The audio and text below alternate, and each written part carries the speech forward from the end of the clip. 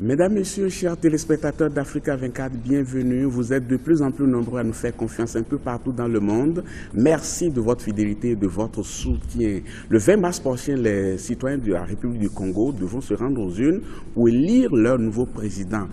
Et processus électoral auquel Africa 24 s'est associé. C'est dans ce cadre justement que nous organisons cette émission en direct de Brazzaville au Congo. Émission qui porte aujourd'hui sur le thème développement des infrastructures et municipalisation. Autour de cette table pour en débattre, nous avons 4 invités. D'abord M. François Ibovi. Il est ministre de la Santé et de la Population. Il représente sur ce plateau le candidat Denis Sassou Nguesso. Merci. Également sur ce plateau, M.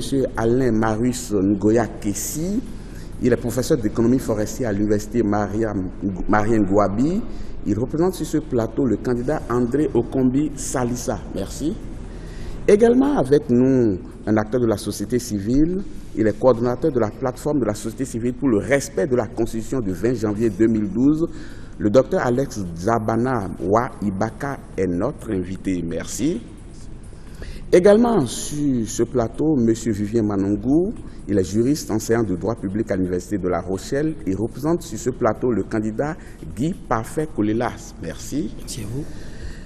Chers téléspectateurs, vous n'êtes pas en marge de cette émission, vous pouvez y prendre part activement en nous envoyant vos réactions et même en apportant vos contributions à l'adresse congo2016@africa24tv.com, l'adresse qui s'affiche au bas de votre écran.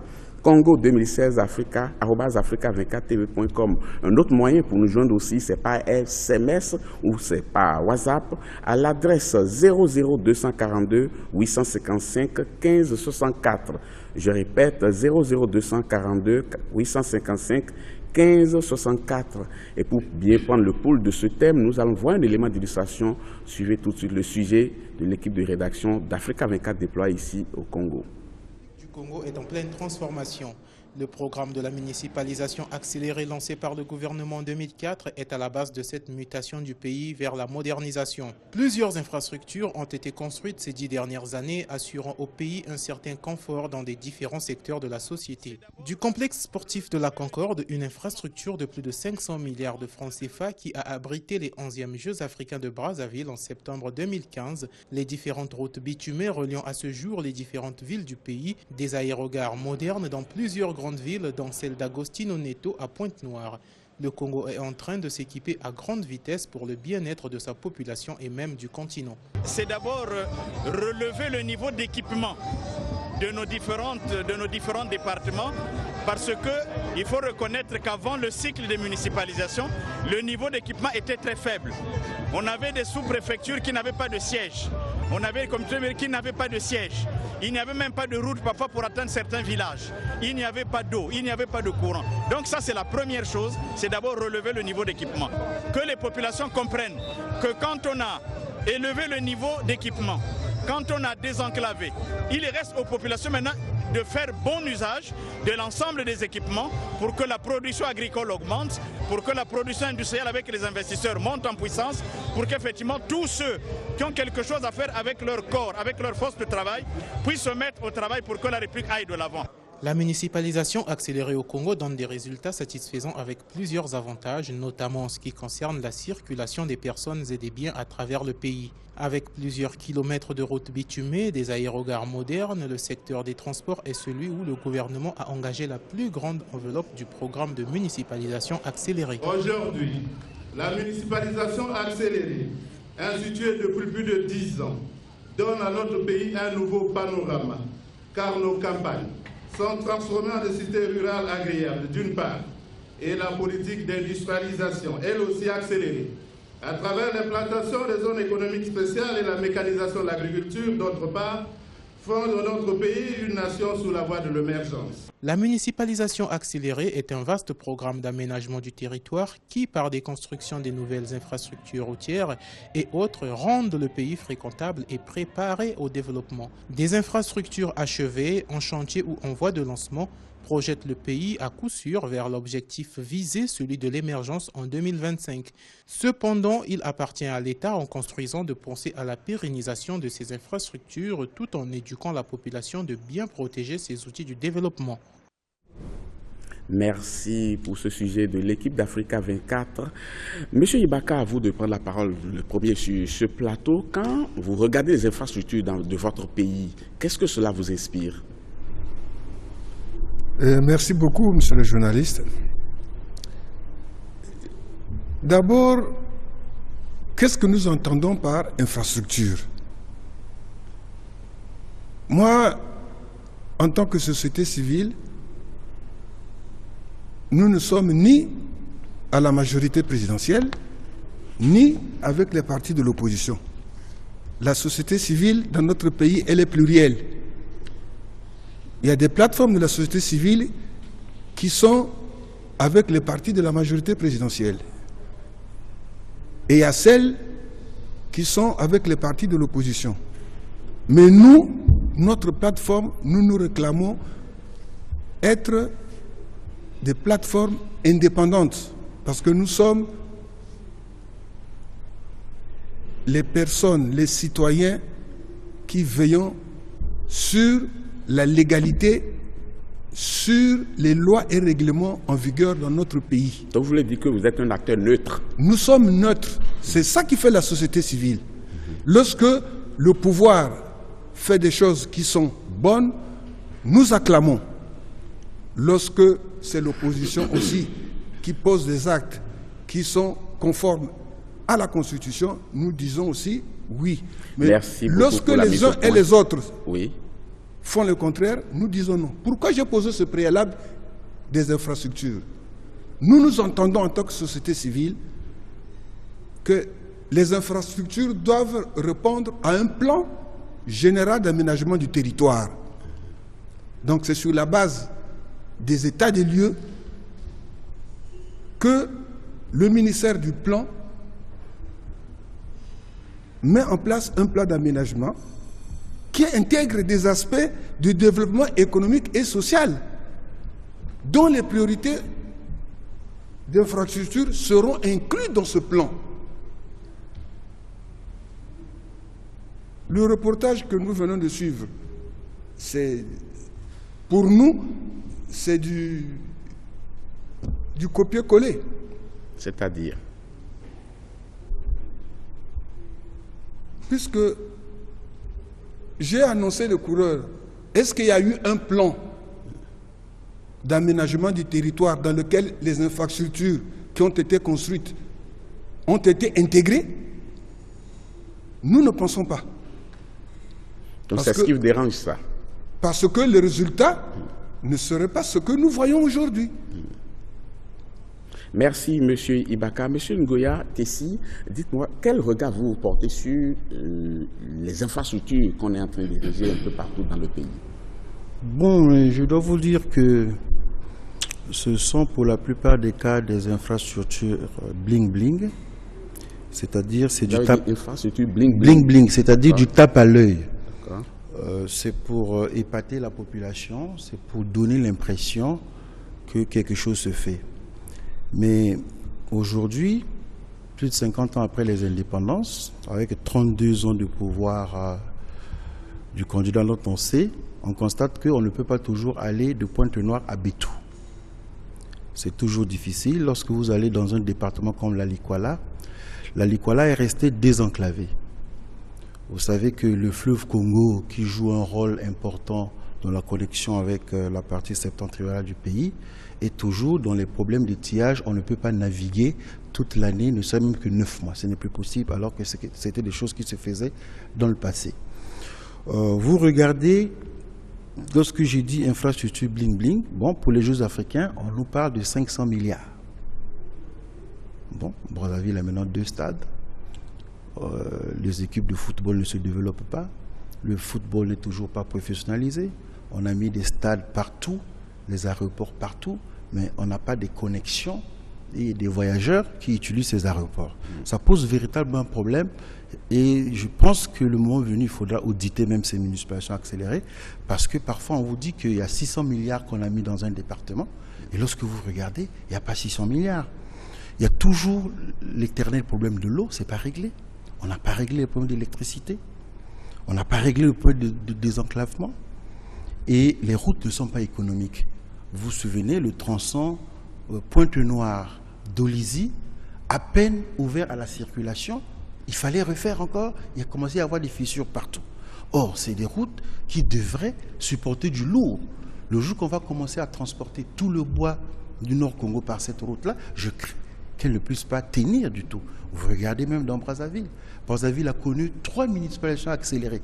On n'a pas réglé les problèmes des érosions, on n'a pas réglé les problèmes de canalisation des caniveaux. J'en viens. Le problème le plus grave de cette municipalisation, c'est le rapport coût-qualité, c'est la surfacturation. Je prends une route telle que Wesso-Makwa, faite par le gouvernement congolais. Lorsqu'on vous donne le tronçon de Wesso qui va vers la frontière du Cameroun, le kilomètre de route facturé par la BAD coûte moins, pour les mêmes conditions, coûte 2 fois moins cher que celui du Congo. Donc il y a un véritable problème. Donc c'est un bilan qu'on ne devait peut-être pas s'en réjouir. Parce donc que vous demandez si c'est opportun de réaliser certaines infrastructures et vous posez aussi la question de qualité de ces infrastructures. Qualité des routes, et ça doit s'intégrer dans une économie. Vous comprenez ? On va recueillir le point de vue de M. Manongou sur le plan des infrastructures. Est-ce que vous tirez quand même une certaine satisfaction? Écoutez, ce serait malhonnête que de dire que rien n'a été fait. Il y a des choses qui ont été faites, elles existent, on les croise dans Brazzaville et dans certains départements du pays. Donc ces choses ont été, ces projets ont été réalisés, il faut les saluer évidemment. Ceci étant dit, je suis assez d'accord avec ce que viennent d'évoquer mes deux prédécesseurs. Il y a dans le projet de municipalisation accéléré, dit accéléré, en effet, un effet tape à l'œil. Il manque une vision globale qui permet d'envisager la construction des infrastructures liées au développement économique. Lorsqu'on fait des grands travaux, il doit y avoir un impact direct sur la vie des citoyens. Si on fait le bilan des municipalisations accélérées depuis 10 ans, Monsieur Bottom, vous verrez que les Congolais s'en réjouissent un jour et sont déchantés le reste de la semaine. Donc il y a un vrai problème. Moi j'ai repéré 4 critiques qu'on peut faire concernant cette affaire-là. Première critique, donc l'absence de vision. Il n'y a pas de vision globale, une vision cohérente de l'aménagement du territoire. Deuxième critique, le coût et le financement, comme l'a évoqué M. Ngoyak ici. Coût et financement. Troisième critique, le rapport qualité-prix. En effet, il se pose des vrais problèmes. Et enfin, dernière chose, le retour sur investissement. Et là encore, c'est très bien le gymnase de Kintélé. Mais vous savez, je vais vous faire une confidence. Vous voyez le stade Massamba Débat. Même le billet de 1000 francs, les Congolais ne veulent pas payer. 1000 francs CFA. Et comment est-ce que vous expliquez cela? Mais écoutez, c'est la situation de précarité dans laquelle sont plongés les Congolais depuis des années. Évidemment, si vous n'avez pas mangé, vous n'allez pas aller payer 1000 francs pour aller au stade, même si vous êtes un fervent supporter d'Étoile ou de Cara. Évidemment, il y a des priorités. Et donc, vous voyez que finalement, cette question de la municipalisation et des travaux est assez biaisée, puisqu'au fond, il n'y a pas de réel impact dans la vie quotidienne des Congolais. Merci, M. Manangou. M. Ibouvi, d'abord sur le plan de l'existence d'un plan général d'aménagement, est-ce qu'il y en a eu un? La première des choses, c'est, je crois que la société civile s'est posé une question à laquelle elle n'a pas répondu. Il a bien posé, commencé par là, j'attendais une bonne réponse, mais qui n'est pas arrivée. Peut-être la réponse devrait venir de vous. Voilà. Il dit, qu'est-ce que les infrastructures? Eh bien, je donne la définition. Les infrastructures, ce sont les installations, les équipements qui conditionnent le fonctionnement de l'activité économique dans un pays ou dans une région. C'est ce qui conditionne le fonctionnement. Et il faut être clair de l'avis de nombreux économistes. Les routes, les ponts, les aérodromes font partie des communications physiques qui sont déterminantes dans le développement économique d'un pays. Il s'agit donc des facteurs qui conditionnent le développement. Ce sont les structures de base. Il n'y a pas de bling-bling. On dit bling-bling, une route ne peut pas être bling-bling. Un aéroport ne peut pas être bling-bling. Il s'agit d'un facteur déterminant. Les faits sont là. Écoutez, on peut se faire le commentaire que l'on veut. Les faits sont sacrés. Il faut les relever. Ce pays vient de loin. Et quand nous parlons, c'est comme si rien ne s'est passé dans le pays. À quel moment commence tout ce développement des infrastructures? On sort d'une période très difficile où on a tout cassé,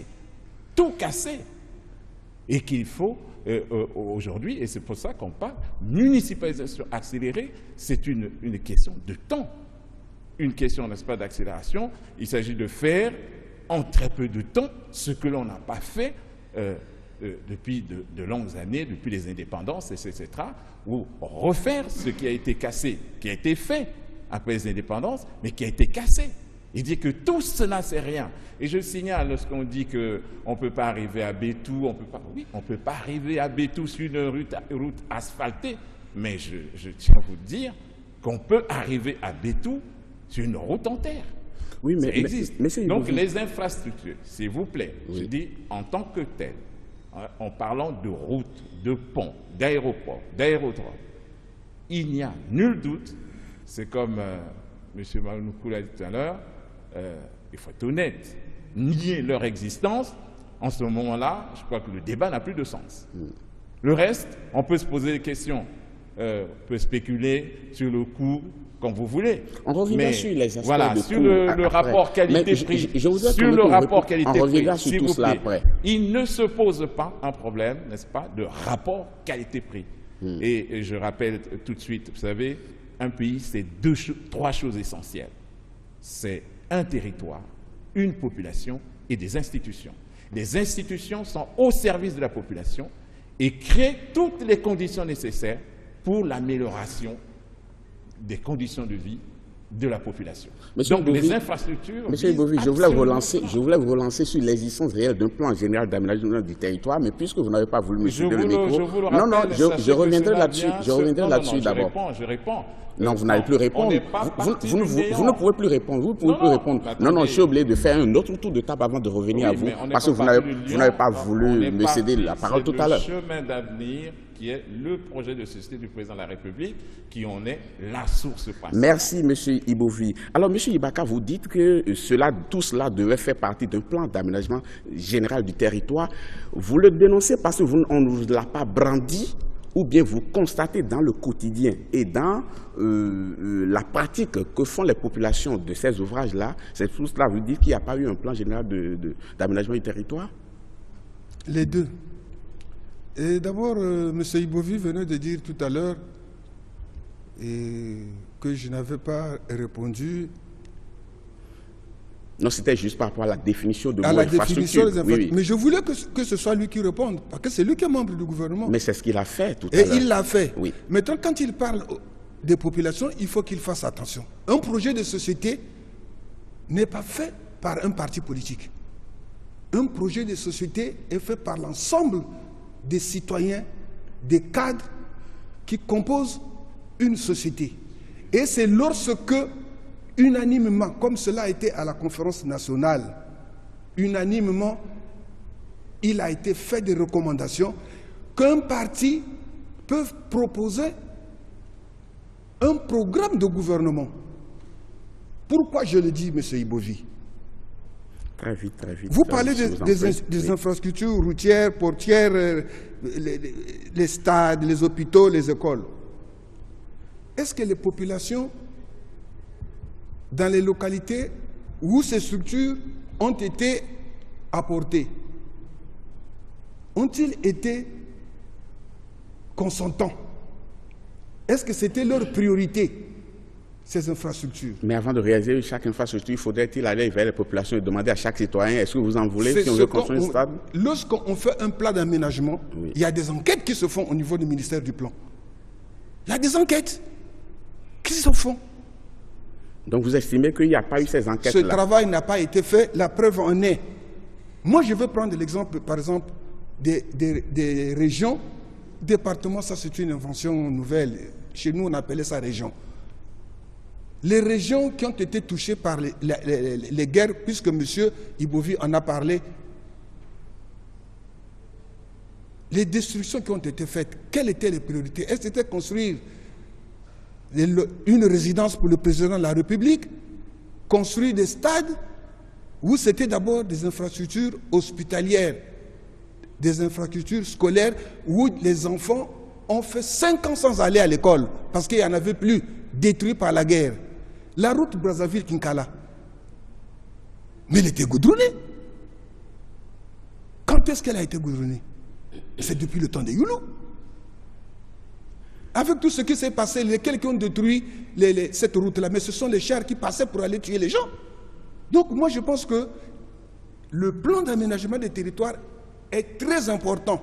C'est à partir de ce plan, parce qu'on fait des enquêtes et qui déterminent que ceci est une priorité pour telle localité, pour telle région. Monsieur Ibaka, je vais recueillir le point de vue de monsieur Ngoya Kessi qui a mis la censure quelque chose tout à l'heure. Vous avez parlé de bling-bling, infrastructure bling-bling. Mais on sait quand même que le besoin existe. Les routes, les hôpitaux et un certain nombre de choses, le besoin existait. Est-ce que c'est le standing de ce qui est réalisé aujourd'hui qui vous dérange ou bien on n'en avait pas du tout besoin? Non, je ne nie pas le fait que les infrastructures ont été créées. Oui. Mais je dis qu'on crée les infrastructures en les intégrant pour le développement. On ne le fait pas pour le plaisir de le faire. Mais Monsieur Ibaka l'a pas dit, c'est du bling-bling. Regardez, on n'avait pas besoin de ce pays, dans ce pays, d'avoir des palais présidentiels dans tous les départements qui sont vides toute l'année et qui coûtent cher pour rien en entretien. On n'avait pas besoin de faire des routes. Quand le chef de l'État se déplace, il devrait loger où? Quand il va en région? Messieurs, comment le colon faisait à l'époque? C'est la préfecture. Et il y a plus grave, c'est que les cadres ont privilégié leur résidence. Donc vous arrivez dans ces municipalisations accélérées, vous allez voir, la plupart des ministres ont leur logement terminé, la plupart des enfants du président, etc., ont des maisons terminées, alors que les infrastructures de l'État ne sont pas terminées. Je peux vous prendre le cas le plus banal, celui de Ouesso. Le meilleur hôpital de la Sangha, vous savez où ça se trouve? Ce n'est pas à Ouesso. S'il y avait un cas difficile à Ouesso, on l'a mené où? À Pokola, où c'est des sociétés privées qui ont... Vous avez pris l'exemple des palais présidentiels. Vous avez pris l'exemple des palais présidentiels. Parlez des infrastructures de tous les jours. Je vous prends quelque chose de concret. Le parc national d'Odzala-Kokwa, qui peut développer l'écotourisme, est-ce qu'on avait besoin de mettre un hôtel loin de cette infrastructure? On aurait pu rapprocher, n'est-ce pas, les hôtels du parc national Odzala-Kokwa. Est-ce qu'on avait besoin de refaire d'abord une fois l'aéroport de Pointe-Noire avec un plan dont on ne sait pas, et 2 ans après, refaire encore l'état? On va laisser M. Ibovi répondre à ces 2 aspects-là. D'abord, par rapport au palais présidentiel. Non, laissez M. Ibovi répondre, s'il vous plaît. Merci. Je crois qu'il y a de l'amalgame. Vous avez entendu la société civile dire que un parti politique ne peut pas élaborer un projet de société. C'est le genre de conférence nationale qui élaborerait. Ben, ça fait sourire. Et attends, à quoi servent les partis politiques? D'abord, je crois que la société civile ne sait pas ce que c'est qu'un projet de société.